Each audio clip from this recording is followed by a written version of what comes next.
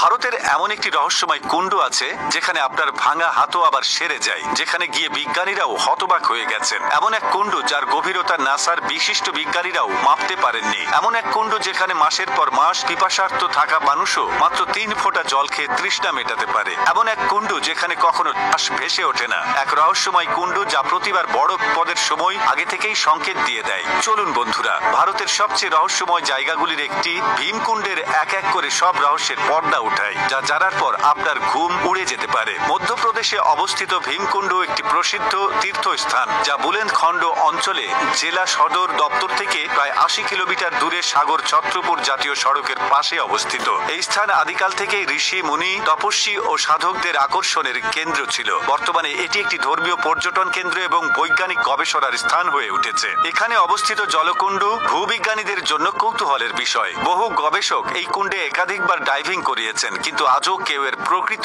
গভীরতা জানতে পারেনি। ভীমকুণ্ড সম্পর্কে বিশ্বাস করা হয় যে এখানে স্নান করলে ত্বকের মারাত্মক রোগও নিরাময় হয়ে যায়। পাশাপাশি যতই তৃষ্ণা লাগুক না কেন, এই কুণ্ডের মাত্র 3 ফোঁটা জলই সমস্ত তৃষ্ণা মেটাতে যথেষ্ট।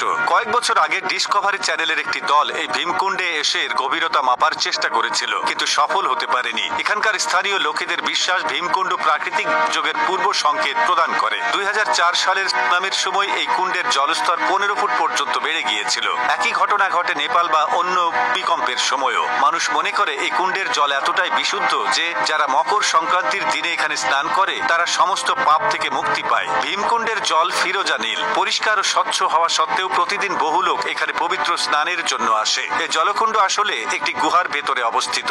জলকুণ্ডের ঠিক উপরেই একটি বড় গোলাকার খাঁজ রয়েছে, যেখান থেকে সূর্যের কিরণ কুণ্ডের জলে পড়ে। সূর্যালোক পড়লে কুণ্ডের জলে ময়ূরের পালকের মতো রঙের আভা দেখা যায়। এমনও বলা হয় যে কেউ যদি এই কুণ্ডে ডুবে যায় তাহলে তার দেহ আর কখনো ভেসে ওঠে না, সে ব্যক্তি চিরতরে অদৃশ্য হয়ে যায়। তো বন্ধুরা, এই ভিডিওটি ভালো লেগে থাকলে আপনার ফেসবুকের টাইমলাইনে এখনই শেয়ার করে দিন। সেই সঙ্গে আমাদের ফেসবুক পেজটিকে ফলো করে সাথে থাকুন। আর এই ভিডিওটি কেমন লেগেছে আমাদের কমেন্ট করে জানিয়ে দিন। আবারও আসবো নতুন কোনো তথ্য নিয়ে। সে পর্যন্ত ভালো থাকুন, সুস্থ থাকুন। এতক্ষণ আমাদের সাথে থাকার জন্য আপনাদেরকে অসংখ্য ধন্যবাদ।